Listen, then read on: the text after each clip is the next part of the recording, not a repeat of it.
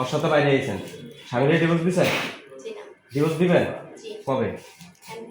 আজকে? ওরা কি বিয়ে করবেন আজকে? আচ্ছা, বিয়ে করে কি ছেলেটা কার সাথে থাকবো? আপনার সাথে থাকবো?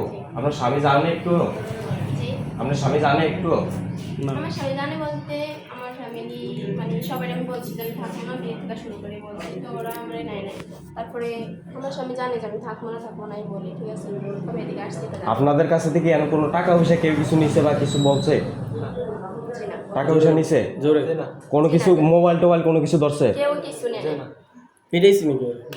কেউ রে ফিরেছে? তুমি ইজিও, তোমার কি মারছে কেউই? তাহলে এই যে বাচ্চা তোমরা বিয়ে করার পরে ওই যে আপু আপনি ওই জামাইরে ডিভোর্স দিবেন, ডিভোর্স দেওয়ার পরে বাচ্চা সহ এই যে তুই ওর রাখতে পারবি, বাচ্চা সহ ওর ভার বহন করবি, তুই কি রাজি?